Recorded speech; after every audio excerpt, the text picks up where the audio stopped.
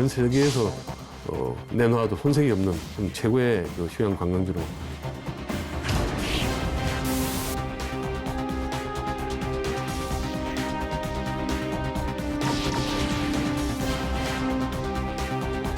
지금 제일 문제는 그 토지 오염 정화. 오염을 그럼 어떻게 할 거냐. 처음부터 대두가 됐던 게 토지 오염. 오염된 토양을 하루빨리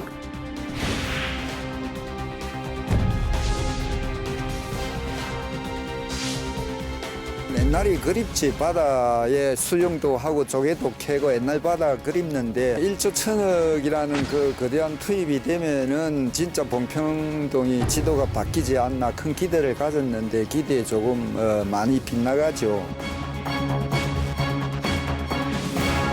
여러분 안녕하십니까. 탐사 엔터테인먼트 불독 윤도현입니다. 오늘은 언제나 불독을 든든하게 지켜주는 두 분과 함께하겠습니다. 세금 도둑 잡아라 이상석 사무총장, MBC 경남 장현 기자 나와 있습니다. 어서 오십시오. 안녕하십니까. 네, 반갑습니다. 네. 오늘 준비한 내용 어떤 내용입니까? 예, 통영에 추진되고 있는 도시재생 사업 가운데요, 봉평지구라는 게 있습니다. 이 과거 신화 SB 조선소 터가 있던 곳인데 이 폐조선소를 세계적인 문화관광 거점으로 만들겠다는 사업인데요. 경상남도 통영시 그리고 LH가 손을 잡고 사업을 추진했는데 이 잘 될 것 같은 사업이 최근에 그 토양 오염 문제로 지금 발목이 잡혀 있는 상태입니다. 네, 그래서 신화 SB 토양 오염에 관해서 제가 방송 전에 검색을 해봤는데 뉴딜 사업 청신호다 이런 기사는 즐비했는데요. 토양 오염과 관련해서는 내용이 크게 없었습니다. 근데 이 사업에 차질이 빚을 정도로 현재 오염 상태가 꽤나 심각한 모양이에요. 예, 그렇습니다. 근데 오염보다도 더 놀라운 게 이런 사실이 중앙 언론도 물론 말할 것도 없지만 지역에서도 한 번도 안 다뤘다라고 하는 게 정말 놀라운 일이고, 오염원에 관련돼서는 토양 오염이 어느 정도인지는 정밀조사 보고서를 보고서 저도 깜짝 놀랐습니다. 네. 이렇게 하면 복원이 가능할까? 그리고 된다고 할지라도 사람이 살 수 있을까? 그리고 관광객이 올 수 있는 건물을 지을 수 있을까 하는 근본적인 의문이 좀 들기 시작했습니다. 네, 초반부터 이렇게 말씀하시니까 오염 정도가 얼마나 심각한지 저희가 먼저 짚어봐야 될 것 같은데요. 준비 영상이 있습니다. 먼저 보고 오시죠. 2018년 7월 경상남도와 통영시 LH는 통영 폐조선소 도시재생 사업 협약을 체결합니다. 2년이 지났지만 조선소 야드는 그대로입니다. 사업 추진의 가장 큰 걸림돌이 뭔지 물어봤습니다.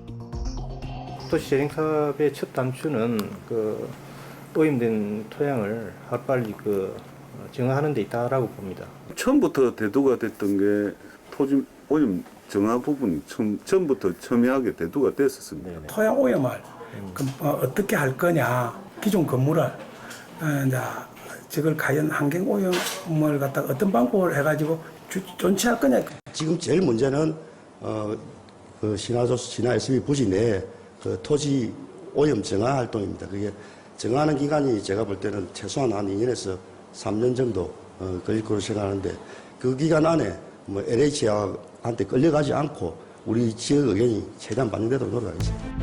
1946년부터 조선소로 사용했던 터가 토양은 물론 지하수까지 오염된 겁니다.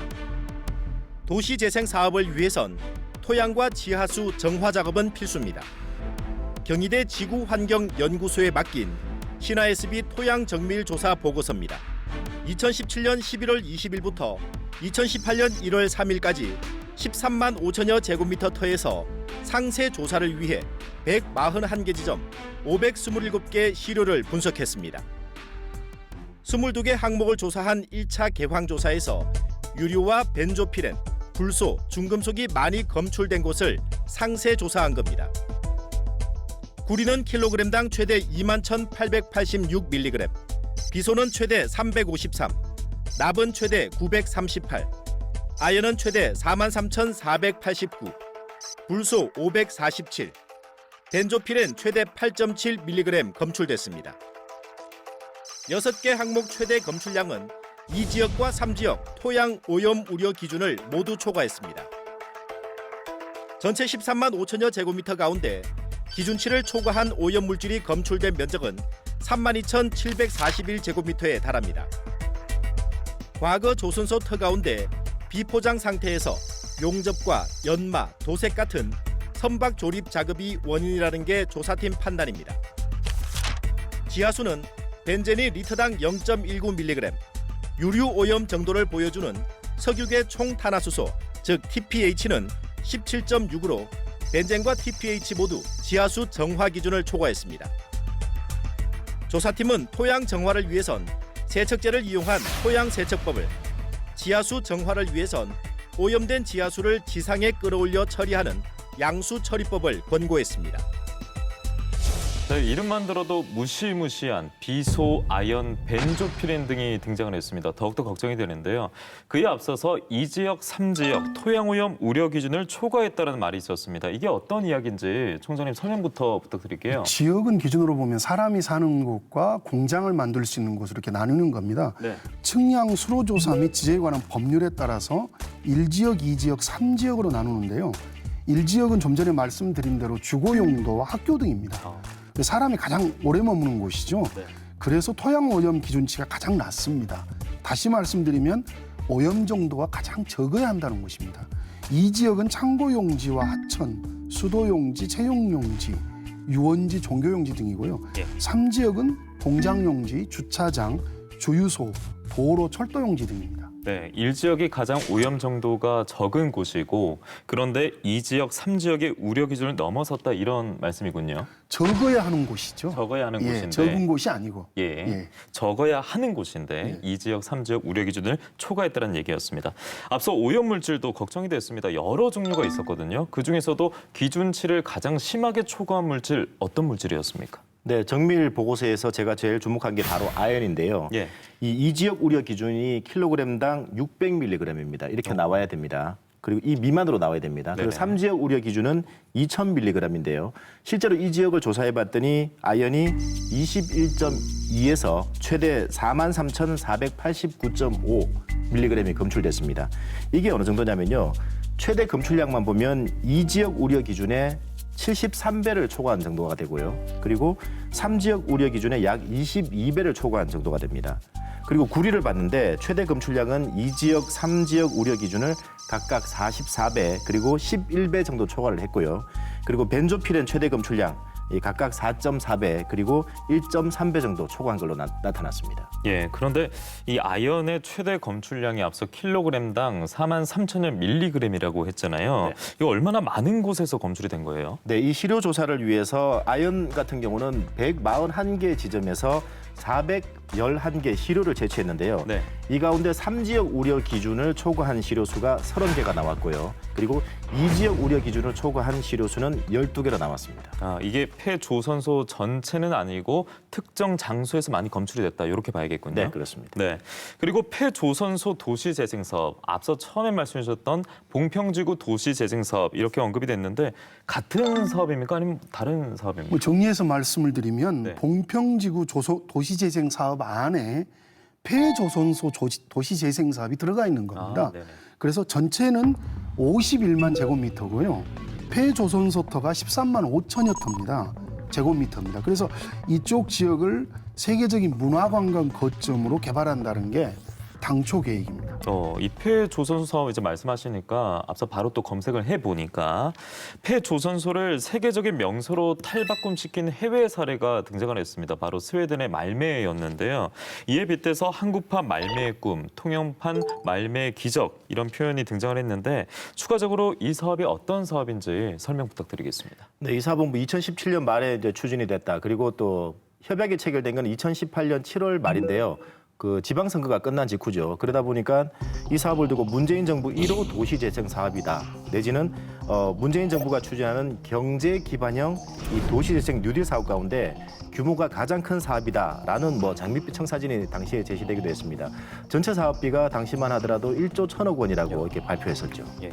그리고 당시 총리였죠. 이낙연 총리도 현장을 방문했고요.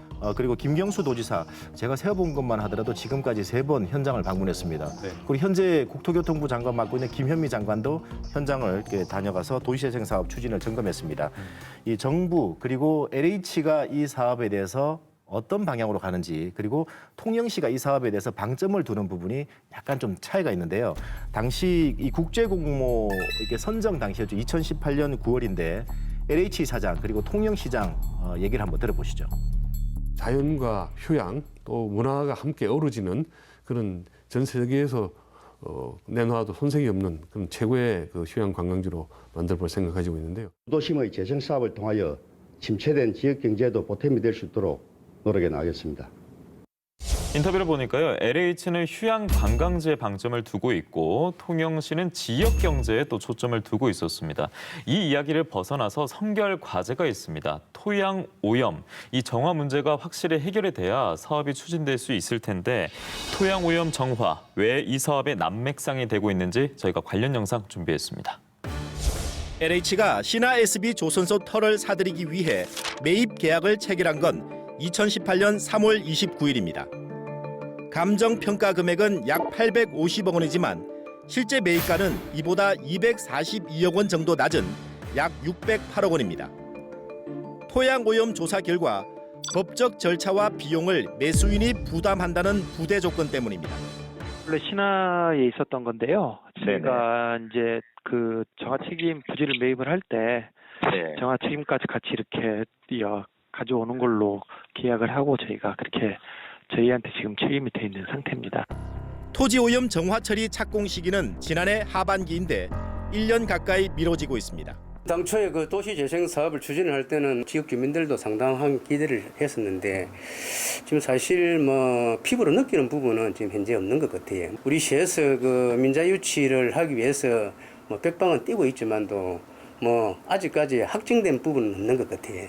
지금 이제 토지 오염 그 부분에 대해서 지금 현재 하고 있고요. 지금 시작해도 토양 오염을 정화하는데 2-3년이 걸리지만 정화 명령 기한은 내년 1월까지입니다.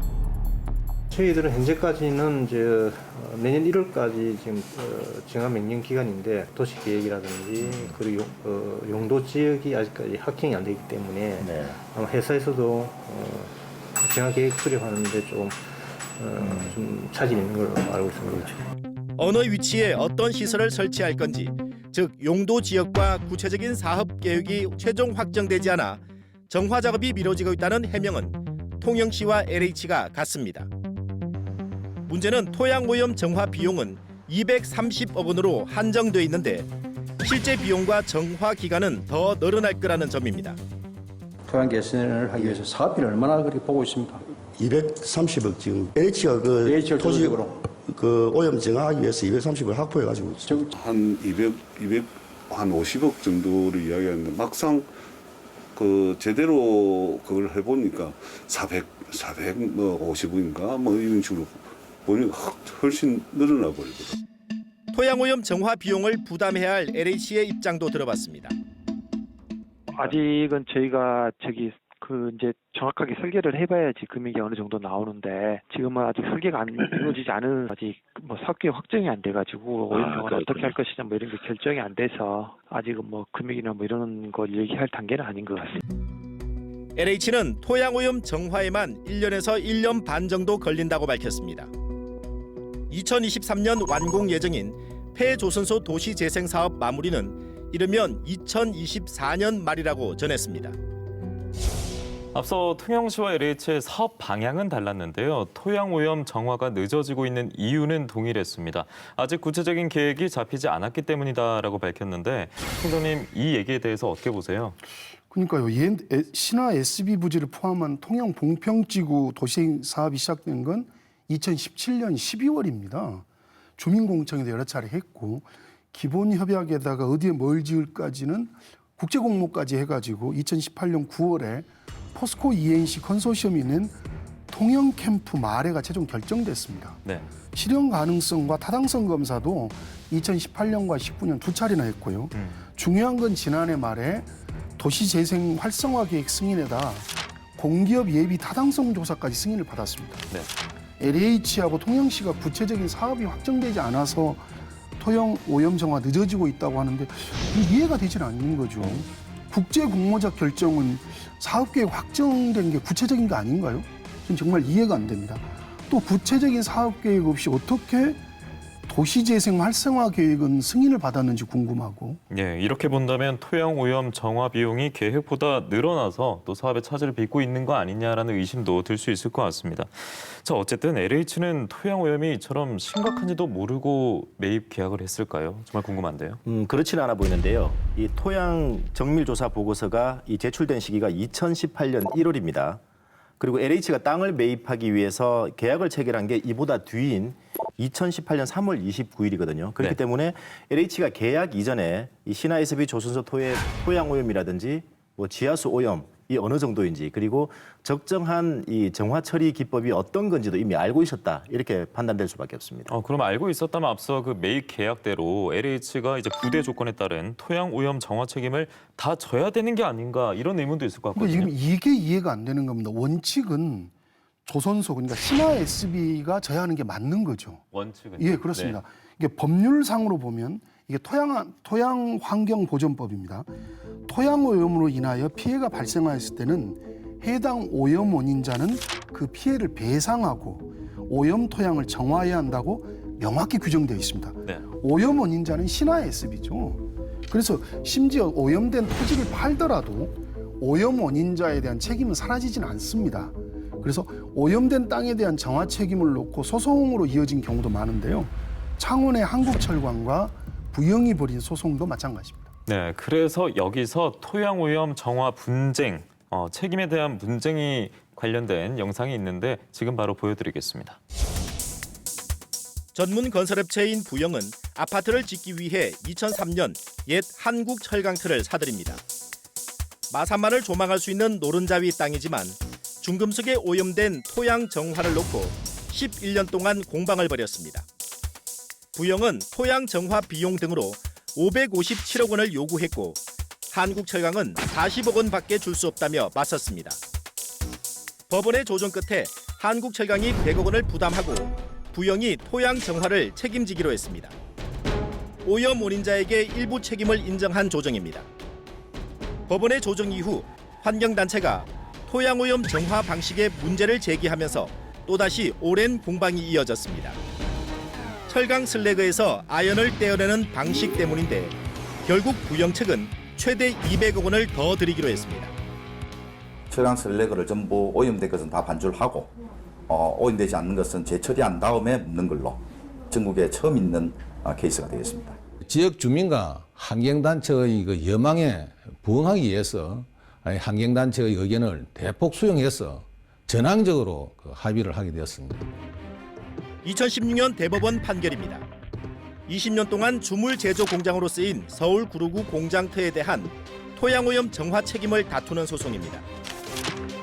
토양 오염을 유발하거나 폐기물을 매립한 종전 토지 소유자는 오염 토양 정화 비용 또는 폐기물 처리 비용 상당의 손해에 대해 불법 행위자로서 손해배상 책임을 진다라는 게 대법관 다수 의견입니다.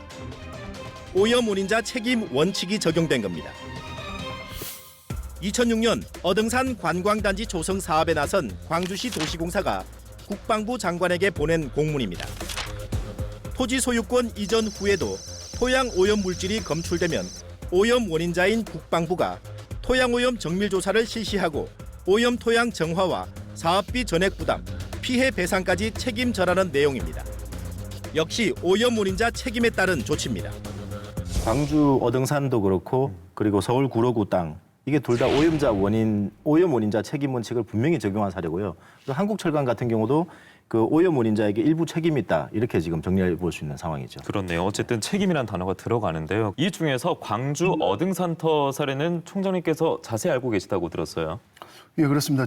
광주 어등산 건은 제가 개입을 해서 지금 문제를 다시 원칙으로 돌린 경우인데요. 네. 포탄 사격장으로 써 있었는데 문제가 있으니까 국방부가 포탄을 완전히 제거하고 나중에도 문제가 생기면 니들이 다 책임져라고 하는 조항이 있어서 결국에는 상당 기간 동안 국방부가 포탄을 완전히 제거한 다음에 광주시로 이전했던 사안입니다. 소유권이 그때서야 넘어간 거죠. 이 LH가 앞서 폐조선소 도시재생 사업으로 돌아간다면 매매 계약 당시에 부대 조건에 모든 책임이 있었어요. 이걸 다 그대로 떠안아야 되는 걸까요? 그러니까 지금 이해가 안 되는 겁니다. 법률에 정해져 있었는데 LH하고 신화 SB하고 매매 계약서를 쓸 당시에 LH가 토양오염 정화 책임을 진다는 부대 조건을 달았다는 건 이건 정말 이해가 안 되는 거죠. 땅속은 누구도 모르는 건데 이걸 선뜻 안으면서까지 개발을 하려고 했다? 이건 자칫 잘못하면 권력형 비리로 갈 수도 있는 문제입니다.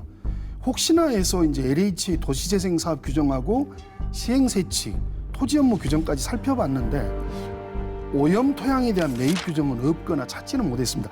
그렇다고 할지라도 성실 의무는 있는 거죠. LH나 국민들에게 손해를 끼쳐가면서까지 그런 것들을 부칙 조항을 달아가면서 인수했어야 되느냐. 이건 상식적으로 이해가 안 되는 겁니다. 네. LH 규정에 또 이런 건 하나 확인했는데요. 이 토지 업무 규정 10조입니다. 매입 제한 토지에 대해서 얘기하는 건데 이 매입 후 매각이나 개발이 심히 곤란할 것으로 예상되는 토지는 매입을 금지하거나 기피해야 한다. 뭐 이런 내용 정도는 있었습니다. 저도 그 조항을 봤습니다. 근데 이제 매각이나 개발이 심히 곤란하다. 이건 이제 해석의 여지가 상당히 좀 있죠. 구체적이질 않아서.